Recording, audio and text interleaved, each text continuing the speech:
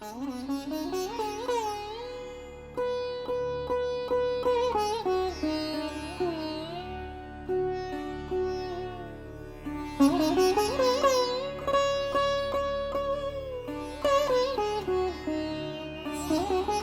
humble pranam to my beloved Baba Swami and Shairam to all.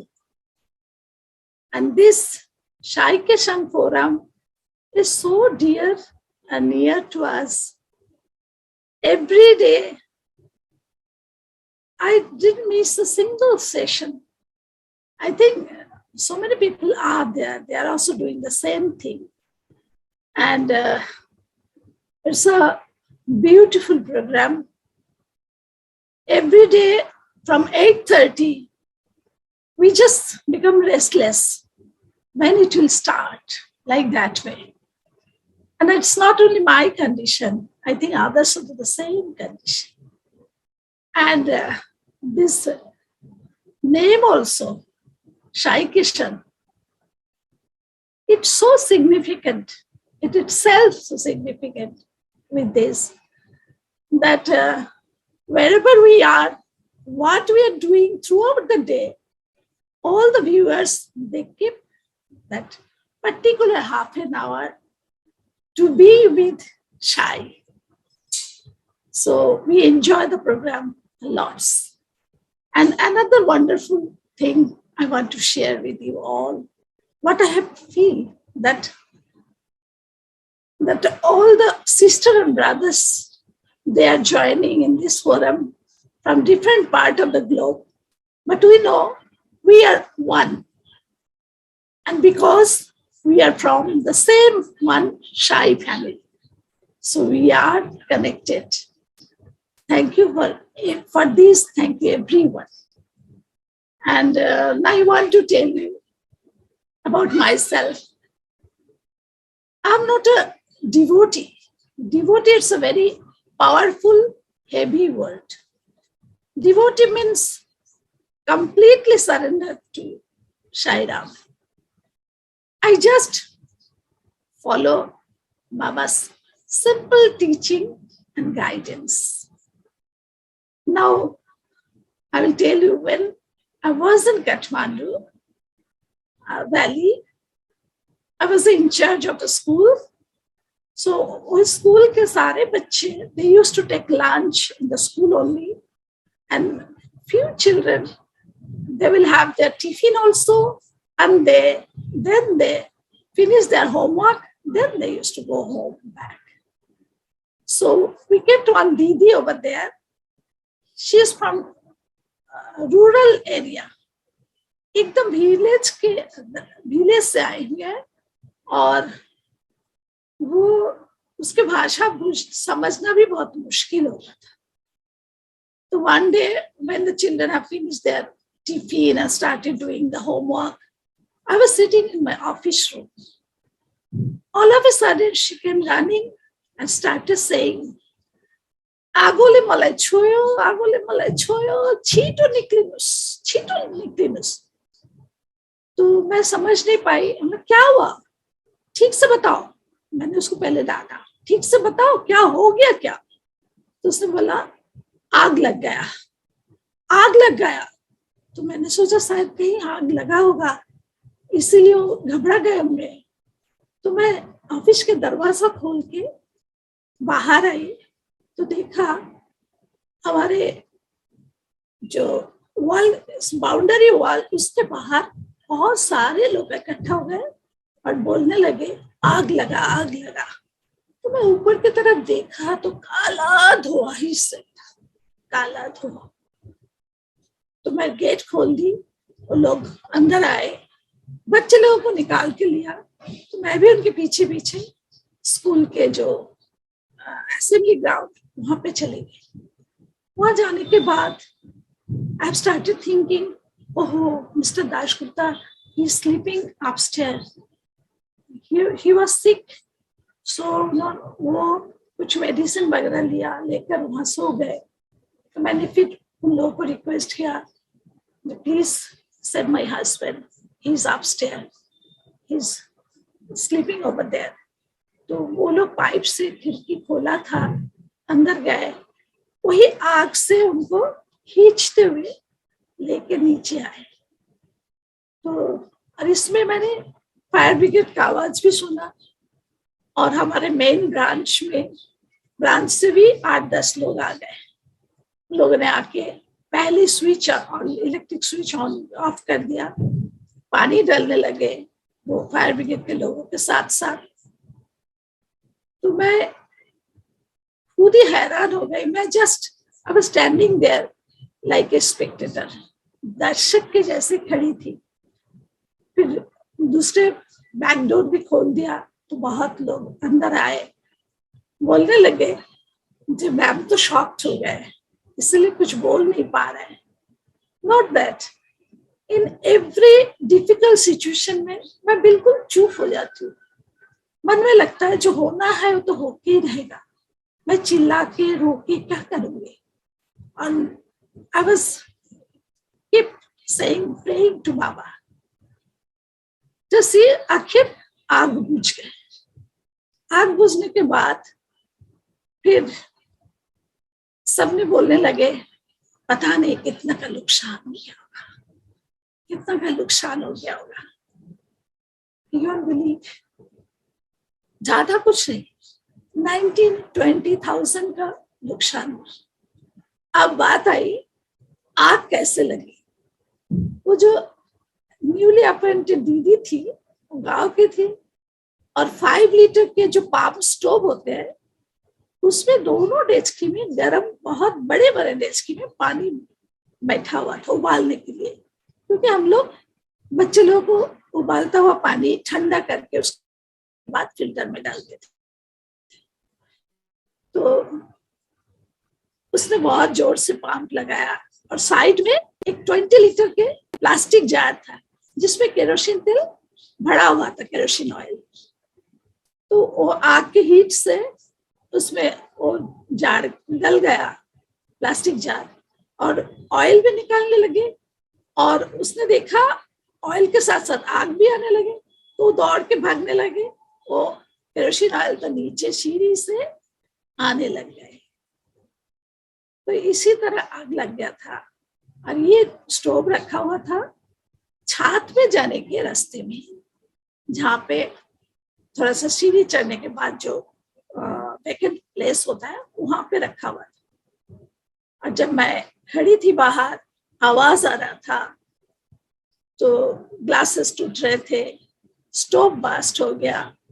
मैं देख ही रही थी और सिर्फ सोच रही थी जो होना है तो होगा, क्या करूं, कुछ कर नहीं सकते। बाबा आप देखना, आप देखना। He always save us, always protect us. मैंने उसके बाद मैं सोचने लगी किसने फोन किया था फायर ब्रिगेड को, किसने ये स्कूल मेन ब्रांच में खबर दिया था। मुझे तो कुछ भी नहीं, मैं खुद के स्कूल में आग लग गया, मुझे होश ही नहीं, पता ही नहीं है, पता ही नहीं चला, क्योंकि बाबा ने सारे काम ठीक ढंग से करके रख दिया था। उनको पता था ये इसको पता नहीं है, चलो सारे कर ठीक से हो गया। तो उसके बाद देखा वो स्टोव दोनों बास्ट हो गए, वो प्लास्टिक के गैलन वो खराब हो गया, और ये जो शीशा था छत में जाने के वो सारे गिर गया। हमारे डाइनिंग हॉल का एक पर्दा पूरा जल गया, एक पर्दा आधा, और थोड़ा सा दरवाजा पे लगा, थोड़ा सा। सो जस्ट इमेजिन कैसे बाबा ने सेव कर लिया, कैसे बाबा ने बचा लिया। मैं सिर्फ थैंक्स बोल रही थी जी, एक बच्चे को कुछ नहीं हुआ, ना मेरे हस्बैंड को, ना कोई स्टाफ को, किसी को कुछ भी नहीं चला। तो इस तरह बाबा हमेशा हमेशा हर एक उसमें साथ रहते हैं, साथ हम पाते हैं अगर जब सोचते हैं जो किस तरह। If you think Baba is with us, he will be there always. इसके बाद और एक एक्सपीरियंस की बात कर रही हूँ। ये 2001 के बाद हम लोग पढ़ती होके काठमांडू वापस आए, जन्माष्टमी के टाइम में गई थी। और वापस आने के बाद भरोसा दीजू को मैंने बार बार बताया, भरोसा दीजू जिसके घर से मैंने बाबा को जाना, उनके घर गए तो येलो ट्रे में जहाँ वो हल्दी रहता है उसमें लिख कर आया, तुम लोग दिवाली में आना, रमेश भरोसा तुम लोग दिवाली में आना, साथ में भक्त लोगों को भी लाना, बाबा आशीष देंगे। तो भरोसा दीजिए तो जाने के लिए बोलने लगे, चलो हम सब कोई जाएंगे, तैयार हो जाओ तैयार हो जाओ। रमेश भैया ने बोला कितना अंतर है, how much difference in between Janmashtami and Deepawali, तो कितना सारे कॉस्ट है, कितना सारे खर्चा है, कौन ये देगा, who will be able to go, don't think like that way। so लेकिन वो जीत अड़ गए जो नहीं, बाबा ने जब बुलाया तब तो जाना ही है। इसमें और एक न्यूज है, बाबा ने फिर लिख कर भेजा, नानी मुया को लेके आना। अब कौन है नानी मुआ? नानी मुया कौन है? नानी मुया का मतलब नेपाली में छोटी सी लड़की। सबको पूछने लगे, भरोसा दीजू डू यू नो? सबने बोला नहीं, किसी को नहीं। तो शाम के भजन के टाइम में कोई लेडी, उसने बोला मेरा नाम है, तो थोड़ा सा एजेड थी and she was working in a parlour, beauty parlour, she was a cleaner, so clean करती थी सब कुछ, चाय बना के देती थी। She was unable to spend money, तो उसी वक्त सबने कंट्रीब्यूट किया, डिसाइड किया। नेक्स्ट डे हम लोग मॉर्निंग में उसको पूछा, Ajay can you go with us tomorrow morning, we are moving tomorrow morning. और शाम को you won't believe everyone they are bringing banana, खीरा और लौकी, एप्पल। अगर बाबा कोई मैसेज लिखते तो वहां पे हमेशा ऐसे मैसेज आते थे, तो ज्यादातर लोगों के उसमें ओम आया, इसका मतलब बाबा राजी है, तुम आ जाओ। फिर एक ही माधवी दीदी के उसमें खीरा में आया था, माधवी क्यों सोचते हो, शामी है ना, तो रो पड़ी, बोला हाँ मुझे तो जाना ही है जब शामी ने ऐसा कह दिया। और यू बिलीव वो जो हल्दी का ट्रे है ना, उसमें सिर्फ हेयर पिन से हिंदी में लिखा हुआ आता था विदाउट मात्रा, you can read it out, but just think everyday हल्दी भी आ रहा है, मैसेज भी आ रहा है उसी तरह। तो हम लोग सारे इकट्ठे होकर नियर अबाउट 70-75 पीपल, हम लोग बास भी रिजर्व नहीं किया, सारे बास स्टैंड चले गए, वहां से बास में चढ़े, गोरखपुर तक आए। गोरखपुर में तब once a week there was only one train, Gorakhpur to Bangalore. तो जाके देखा there is no train for that day, और हमें पता नहीं था फिर क्या करें, सब कोई आ गए। फिर स्टेशन मास्टर से जाके बात कहा, पूछा what can we do, we want to go to Parthi and Dharmavaram and it will go via that Bangalore के ट्रेन से ही जा सकते हैं। Well, do one thing, you people go to Jhansi. Jhansi में रात को 2-2:30 बजे या 3 बजे कर्नाटक का एक्सप्रेस आ जाएगा, वहां से चलना। तो हम सारे फिर ट्रेन में चढ़ के झांसी गए। We didn't get reserve seat, only 42-43 seats we got reserve, बाकी का ऐसे ही। तो सबने बोलने लगे चलो बाबा के धाम बाबा के नाम, चलो ट्रेन में, तब देखेंगे जो होगा देखा जाएगा। और ट्रेन में चढ़ी, वहां पे कौन मिली पता है? वहां पे जो टीटी मिली वो शाही डिवोटी, बाबा की डिवोटी। तो जब हमने हमारा प्रॉब्लम बताया, started saying don't worry, I will arrange everything, सब कोई किसी को सीट मिल जाएगा यही ट्रेन पे। तो फिर हम भजन गाते गाते और बहुत खुशी से दिन रात बिताया, और बाबा को आरती भी ट्रेन के अंदर ही किया सुबह शाम। और खिड़की से केला खरीदते थे स्टेशन से, जब आरती करते हैं उसके बाद वो केले में ओम, ऊपर भी छिलका तोड़ो उसमें भी ओम लिख कर आते। तो सब कोई इतना खुश हुआ, हम लोग सारे लास्ट में एट लास्ट वी रीच्ड पढ़ती, और अंदर जाके देखा बहुत सजावट है, बोले जरूर आज कोई प्रोग्राम है डेफिनेटली। उस दिन था 20th अक्टूबर, 20th अक्टूबर जिस दिन बाबा ने डिक्लेयर किया था हिज अवतार बोलकर। सो हम लोगों ने बहुत एंजॉय किया, लेकिन जब दर्शन के लिए जाते थे, दर्शन करते हैं लेकिन मन नहीं भर रहा है, लगता है और भी रह जाऊं, बैठूं और भी देखूं। तो one day what I did, वो जो फॉरेनर्स लोग होते हैं ना, वो ब्रेक जब बाबा इंटरव्यू रूम में चले जाते हैं तो वो लोग बाहर नहीं जाते हैं, but other Indians they used to go out for breakfast. तो वो लोग बैठे रहते थे और आगे चले जाते थे। तो मैंने भी उस दिन बाहर नहीं गए, उन लोगों के साथ बहुत आगे आगे चले गए। आगे गई तो बाबा उस दिन इंटरव्यू के बाद, आरती के बाद जब जाने लगा, तो जाने के टाइम में जाते जाते अचानक मेरी तरफ पूरा पूर्ण दृष्टि जिसको बोलते हैं, उसी दृष्टि से शायद 1-2 सेकंड के लिए जाते जाते मुड़ के भी देखा, देखने लगा, देखा तो मुझे मेरा दिल भर गया, लगा कि मुझे देख लिया। लेकिन वो आइस के देखने के एटीट्यूड ये था, अच्छा तू भी आ गया, ऐसे मैं फील किया था। I don't know, Baba knows why he looked at me like that way. तो फिर मैं बाहर आई, बाहर आके मैं मेरे हस्बैंड को बोली अब दिल्ली जाना है। मेरे हस्बैंड आने के टाइम में he was not ready to come, बोला अभी अष्टमी जन्माष्टमी गए, अभी चलो दीपावली में हम दिल्ली जाते हैं, बच्चे अभी वहाँ सेटल्ड होने के लिए सोच रहा है, वो लोग दिल्ली में आए हुए हैं, चलो।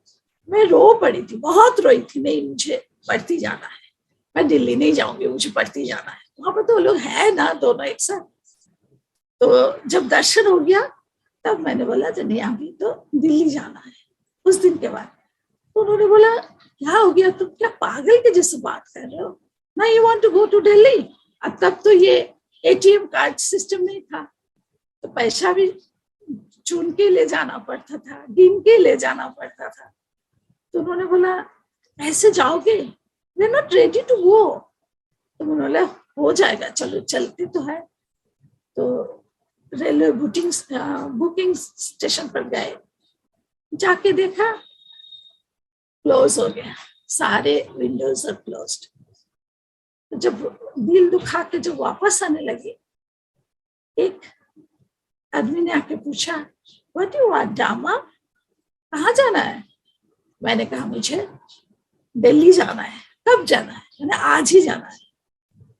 अच्छा आपके पास पासपोर्ट है? अरे यस वी हैव। तो बोला ये मेरे वो रखो, कार्ड रखो और आपके पासपोर्ट हम लेके जाओ। बस again mister Dasgupta started scolding me, जानते नहीं हो, कुछ भी नहीं हो, पासपोर्ट दे दिया, क्या पता कौन से लोग कैसे होता है, ऐसे ऐसे। मैंने कुछ नहीं होगा, चलो पासपोर्ट ही तो लिया है, कुछ नहीं होगा। तो देखे उन्होंने शाम को 5 बजे टाइम दिया था। जब हम लोग गए, बोला yes you got the ticket, आपकी टिकट हो गया, आप जा सकते हो, लेकिन एक आरएससी में एक कंफर्म। तो मैंने बोला चलो कंफर्म तो हो गया ना, एक सीट में दोनों मिलके चले जाएंगे। ऐसे ही सोचा। स्टेशन पे जाकर, पट्टी स्टेशन पे जाकर मैंने फोन किया बेटा को, देख हम दिल्ली आ रहे हैं, हमें दिल्ली का तो एबीसी कुछ भी मालूम नहीं है, तो मुझे लेने आ जाना। बोले मम्मी हम लोग तो पढ़ती गए थे। तो ना हाँ वहीं से आ रहा हूँ मैं और तुम्हारे पापा। तो फिर ट्रेन में चढ़ी, फिर बहुत देर तक बैठी रही एक ही सीट में। बाद में मैंने कहा आई फील वेरी स्लीपी, मुझे सोना है, ये सीट पे सो जाते हैं, अगर कोई आ जाएगा तो उठ जाएंगे, हमारे पास RAC का एक सीट है ना। तो रात को टीटी आए, जगा के बोला वेयर इज योर टिकट। मैंने दिखाया तो उन्होंने बोला ma'am you are on the right berth. So कैसे कैसे बाबा ने सारे अरेंज कर देते हैं। वही मैंने सिर्फ 3-4 दिन बच्चे लोगों के साथ बिताया। उसके बाद we have come back to Kathmandu. और काठमांडू आने के 2-3 दिन के बाद न्यूज आया मेरे बेटी का ट्रेनिंग, USA में ट्रेनिंग के लिए जाना है बेटी को। हमने सोचा नहीं था ऐसा कुछ भी। बेटी चले गए, उसके बाद बेटा भी गया, लेकिन कोई न्यूयॉर्क गया, कोई शिकागो गया। वहां पे दोनों ने ट्रेनिंग करके आ गए।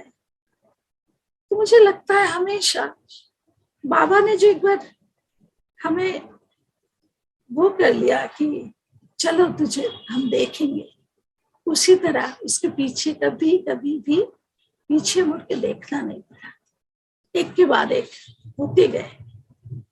और एक चीज और बताना चाहूंगी, आई हैव रिकॉर्ड गिरने का। मैं हमेशा गिर जाती हूँ, flat foot, and I am always looking front. आगे की तरफ देख के चलती हूँ, दाएं बाएं कुछ नहीं, नीचे भी नहीं देखती, इसलिए बहुत बार बहुत तरह से गिर चुकी। हम त्रिवेंद्रम गए, मेरे हस्बैंड के चले जाने के बाद मैं अकेली जा रही थी। कोई किसी के एनिवर्सरी था 40th, तो वहाँ अटेंड करना बहुत जरूरी था।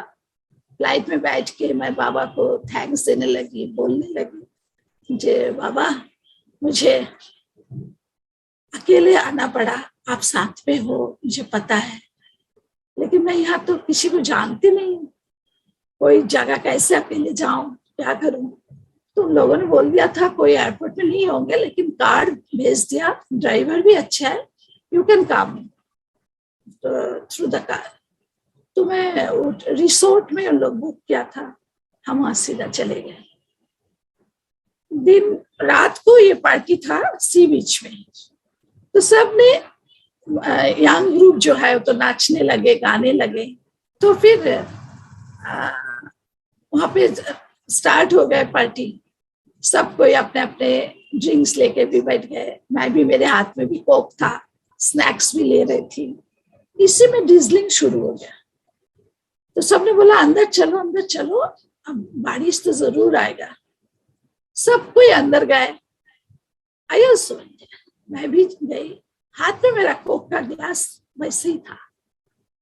और फिर मैं देखने लग गई जब बच्चे लोग सारे डांस कर रहे, गाना गा रहे, तो मस्ती में मैं भी सोचा जब कॉर्नर पे जाके बैठूंगी, चुपचाप से देखते जाऊंगी।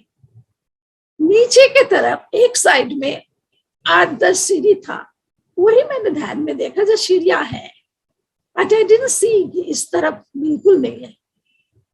तो मैं ऐसे जाते जाते फिर गिर गई। गिरी तो वो दूसरे जो स्टेयरकेस है उसके पास जाके गिरी। तो वहां पे देखो हाथ में जो कोक का ग्लास था वो एकदम धूल जैसा हो गया, बिल्कुल। लेकिन मुझे एक भी कांच नहीं छुआ, शीशा नहीं छुआ, कुछ ब्लड नहीं निकला, कुछ भी नहीं हुआ। उसके बाद मैंने सबको दौड़ के आए, मैंने बोला कुछ नहीं हुआ, मुझे उठा के कुर्सी में बैठा दिया। मतलब तुम लोग अपने पार्टी चालू रखो, डोंट वरी फॉर मी, कुछ भी नहीं होगा। मुझे मन में भी लगा था कुछ नहीं हो सकता है, ऐसा ही फील हुआ। और फिर ऑइंटमेंट ला दिया, मैं वही लगा रही थी बैठ के। जब डिनर के टाइम हुआ तो लोग बुलाने आए, मैंने बोला I will do it in the hotel only, not here, आप लोग खत्म कर लो, मेरे लिए पैक कर लो। जब उठने लगी उठ नहीं पाई, तो कुर्सी पकड़ के 3-4 जना ने कुर्सी पकड़ के मुझे उठाकर गाड़ी में बैठा। So I went there, just think कि बाबा ने कैसे बचाया। एक चोट नहीं आई, कहीं नहीं काटा, कहीं खून नहीं निकला, एक शीशा भी कुछ नहीं आया। always he is protecting us, always he is saving us. तो हम जब होटल पहुंचे तो सिक्योरिटी गार्ड ने बोला पैर का कंडीशन देखकर immediately go to the hospital. अब इमरजेंसी उस ओणम के टाइम था तो हॉस्पिटल गए. देखकर डॉक्टर ने बोला फ्रैक्चर तो नहीं हुआ, it's a crack, don't worry ma'am, आपको प्लास्टर नहीं लगाएंगे, जो प्लास्टिक का वो है दूसरा प्लास्टर वो हम लगा देंगे, 7 दिन के बाद आपको ये ऑर्थोपेडिक को दिखाकर खोल लेना. तो मैंने 7 दिन के बाद खोला तो था, लेकिन एक गलती तो की. दिल्ली आई, दिल्ली में मैं इतना गिरती हूँ बोलकर एक फिक्स्ड फिजियोथेरापिस्ट है जो हमेशा मुझे ठीक कर देता है, तो मैं उनके पास ही गई. वो देखा और ट्रीटमेंट करने लगी. तो फिर बोला आंटी मुझे लगता है यू मस्ट गो टू माने वेरी रिनाउंड ऑर्थोपेडिक, किसी के पास आपको जाना चाहिए. So I went there in Apollo Hospital के head of the department doctor Tandon, उनके पास गए. उन्होंने देखा, बोले झूठ तो गया, सारे एक्सरे वगैरह किया, झूठ तो गया. सबने कहा था मैं चल ही नहीं पाऊंगी, हालत ऐसा था. वो वाकर लेके भी हम 7-8 months चली, लेकिन I didn't escape from decoration, Prashanti Dham और नारायण सेवा. मुझे कभी कभी कहते थे आंटी आप ऐसे क्यों आते हो वो वाकर लेके, मैंने इसके बिना मैं रह नहीं पाती हूँ, what to do, I have to come. So इसीलिए मैं आती हूँ. तो उसके बाद देखो आज मैं चल सकती हूँ, सब कुछ कर सकती हूँ. जो सबने कहा था जो मैं चल ही नहीं पाऊंगी, तो किसने दिया ये ताकत, कौन किया ये सारे कुछ. I believe that Baba is there always always. ऐसे इंसिडेंट होते रहते हैं. मैं और भी इतने सारे ऐसे ही देने वाली लिस्ट, मैंने बोला ना, तो मेरे लिए तो एक लिस्ट बनाना पड़ेगा. प्रशांति धाम जब बनी, खुशी से पहले दिन खुशी से नाच उठी. मैंने बोला मुझे तो अभी डांस करने का मन कर रहा है बहुत, जहाँ हमारा लोधी रोड जाना नहीं पड़ेगा, किसके साथ जाऊं, कौन ले जाएगा, इतना मुश्किल. अब द्वारका में बन गया, ये तो आसान हो गया. So we can go there easily. So जिस दिन फर्स्ट मीटिंग हुआ, मिस्टर भावे भी वहां पे थे, मिसेस भावे, मिसेस शाही, बहुत कोई थे. जहां अभी शिव जी का फोटो है वहां पे दरवाजा था ऊपर जाने के लिए. तो वही दरवाजा से ऊपर गई. जाके मैंने मिसेस शाही को बोला आज खुशी से मेरा दिल झूम उठा, मुझे बहुत डांस करने का मन कर रहा है. मैं करो, बट आई डिडंट सी नीचे सीढ़ियां है. बस फिर से गिरी और हाथ के इधर क्रैक हो गए, हेयरलाइन क्रैक हो गया रिस्ट में. तो फिर किसी को बोला नहीं, खुद को शर्म लगने लगा, जाओ हो क्या हो गया. बट यू वोंट बिलीव, जब मैं कलकत्ता आके फिर वापस गई, जाके देखा और शिव जी के जो फोटो है वो दरवाजा बंद करके वहां पे शिव जी के फोटो लगा हुआ है. तो ये भी बाबा के लीला है जी. ये दरवाजा से ऊपर जाने में किसी को ऐसे चोट लग सकता है, चलो ये बंद करके यहाँ पे शिव जी का फोटो लगा दे. सो ये सब कुछ जितना सोचे, जितना कुछ करे, होते रहते हैं वन आफ्टर अनदर. लेकिन always I think he is there to save us, he is there to protect us. और तो ये जो शाही के संग परिवार, अब मैं लास्ट में यही कहना चाहती हूँ, शाही हमारा, हम शाही के, उसी के ऊपर टिके हुए हैं. So thank you everyone. जय साई राम. साई राम.